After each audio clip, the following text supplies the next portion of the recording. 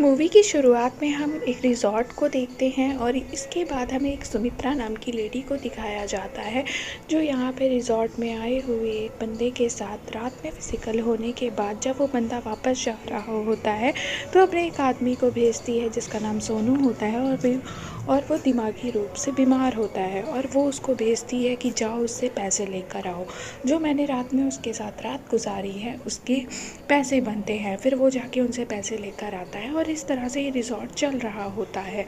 वो बंदा वापस चला जाता है और सोनू से जब वो पूछती है सोनू कितने पैसे मिले, तो सोनू इतना बेवकूफ़ होता है कि उसे इतना भी नहीं पता होता कि कितने पैसे हैं।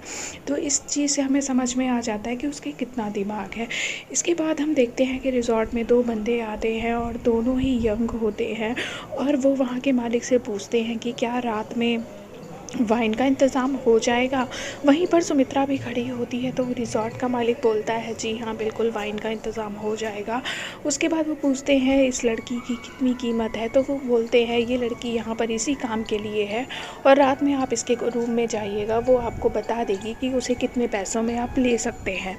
इसके बाद वो दोनों रिज़ॉर्ट में रुकते हैं और इसके बाद पहले वाला बंदा सुमित्रा के पास जाता है। सुमित्रा वहाँ पर बिल्कुल ही सेक्सी अंदाज में होती है और फिर वहाँ पर वो उससे रेट पूछता है और रेट डिसाइड करने के बाद वो बंदा वहाँ पे ड्रग्स लेने लगता है और साथ में सुमित्रा को भी ड्रग्स देता है। उसके बाद वो अपना काम ख़त्म करके अपने रूम में आ जाता है और अपने दोस्त को भी बोलता है जाओ अब तुम्हारी बारी है। ये सिलसिला कई दिनों तक चलता रहता है। दोनों दोस्त ऐसे ही एक के बाद एक दिन जाके मज़े लेते रहते हैं और ऐसे ही करते करते उनको एक हफ़्ता होता है और एक हफ्ते बाद ये दोनों चले जाते हैं और जाते टाइम सोनू को सुमित्रा के काम के लिए उसे पैसे दे के जाते हैं, जिसे सोनू सुमित्रा को दे देता है। एक दिन जब किचन में सुमित्रा सब्जी काट रही होती है तो उसकी माँ का फ़ोन आता है और सुमित्रा उसको बहुत बुरा भला बोलने लगती है, बहुत गुस्सा हो जाती है। फिर उसी रात पे सोनू सुमित्रा के पास आके वाइन पीने लगता है और सुमित्रा सोनू के पास रोने लगती है और बोलती है कि मैं कितना घिनौना काम कर रही हूँ। फिर वो बोलती है मेरी माँ का आज फ़ोन आया था, वो मेरे बेटे को अनाथ आश्रम में देना चाहती है और अगर मैंने उसे पैसे नहीं दिए तो वो मेरी बेटी को अनाथ आश्रम में दे देगी।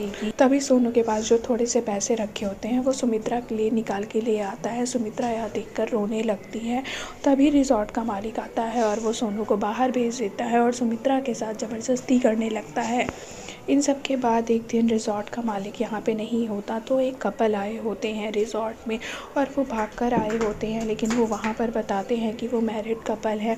इसके बाद सुमित्रा उन दोनों को रूम दे देती है और सुमित्रा को उनके प्रति जो लगाव होता है वो अच्छा नहीं लगता, वो जलने लगती है उन लोगों से और रात में सुमित्रा उनके रूम में झाँकने के लिए जाती है। वो झाँकने लगती है और तभी थोड़ी सी आवाज़ हो जाती है तो वो कपल को पता चल जाता है कोई वहाँ पर है।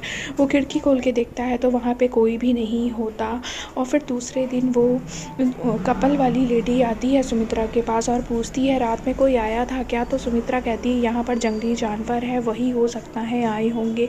इसके बाद वो कपल मॉर्निंग वॉक के लिए चले जाते हैं। सुमित्रा और सोनू भी वहीं होते हैं। सुमित्रा सोनू से कहती है कोई बंदे इतना खुश कैसे हो सकते हैं, मुझे तो समझ नहीं आता, मैंने तो आज तक इतनी खुशी कभी देखी ही नहीं है। सोनू कहता है अच्छे लोग खुश रहते हैं।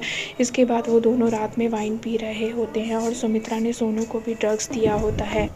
सुमित्रा सोनू को भी ड्रग्स देती है और ख़ुद भी ड्रग्स लेती है। इसके बाद वो कहती है ये लोग इतना खुश कैसे हैं, हम लोगों को यहाँ काम करना पड़ता है, मैं अपना जिस्म बेचती हूँ, उसके बाद हमें पैसे मिलते हैं।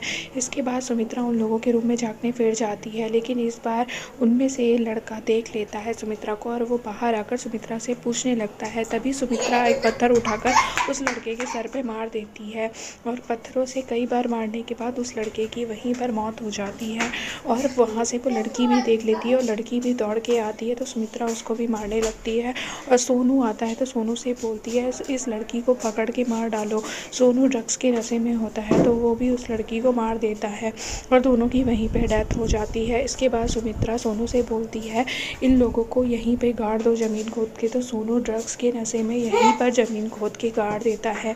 इसके बाद दूसरे दिन सुबह होती है और रिज़ॉर्ट का मालिक आता है और वो पूछता है कि वो दोनों चले गए क्या, जो कपल आए थे के, तो वो बोलती है हाँ वो कब के चले गए। और सुबह उठ के जब सोनू से वो पूछती है इस बारे में, तो देखती है सोनू को कुछ भी याद नहीं है। ड्रग्स के नशे में उसे कुछ भी याद नहीं है, वो सब कुछ भूल चुका था। रात में सुमित्रा सोनू के सब कुछ को भूलने की खुशी में बहुत ज़्यादा खुश होती है और उसे फिर से वाइन ऑफर करती है और उसको उसके साथ प्यार करने लगती है। इसी के साथ 1 मंथ कंप्लीट हो जाता है और वहाँ पर एक आदमी आता है रिजॉर्ट में रहने के लिए, और वो उन्हीं कपल की फ़ोटो दिखाकर सोनू से पूछता है क्या तुमने इन दोनों को देखा है। तो सोनू कहता है हाँ ये लोग यहाँ से चले गए हैं, इन लोगों ने मुझे बिरयानी भी नहीं खिलाई, ये लोग बोल रहे थे मुझे बिरयानी खिलाएंगे। इसके बाद वो वहीं पर रुककर इन्वेस्टिगेशन करने लगता है। वो सुमित्रा को बताता है कि मैं एक पुलिस वाला हूँ और मैं अपने भाई की तलाश में यहाँ पर आया हूँ। सुमित्रा थोड़ा सा डर जाती है ये सब सुनकर। उसके बाद बोलती है तो मैं कभी भी वाइन पीनी हो तो तुम मेरे रूम में आ सकते हो। इसके बाद वो उसी रात में वाइन पीने के लिए सुमित्रा के रूम में जाता है। सुमित्रा वहाँ सच-धज के बैठी होती है लेकिन वो कुछ भी नहीं करता और वो वाइन पी के तुरंत निकल आता है। अगली रात वो फिर से सुमित्रा के रूम में जाता है तो वहाँ पर वो अपने भाई की रिंग देखता है। उसे डाउट हो जाता है सुमित्रा पर, तो वो सोनू को पकड़कर उसे वाइन पिलाता है और उसे पीटना चालू कर देता है, मारता कूटता है। लेकिन सोनू फिर भी उसे कुछ नहीं बताता। सोनू क्योंकि कैसे बताता, सोनू को तो कुछ याद भी नहीं था, वो तो नशे में था। इसके बाद सुमित्रा को जब पता चलता है कि पुलिस वाले ने सोनू को मारा है तो वो बोलती है तुम आज रात मेरे रूम में आना, मैं तुम्हें सब बता दूंगी।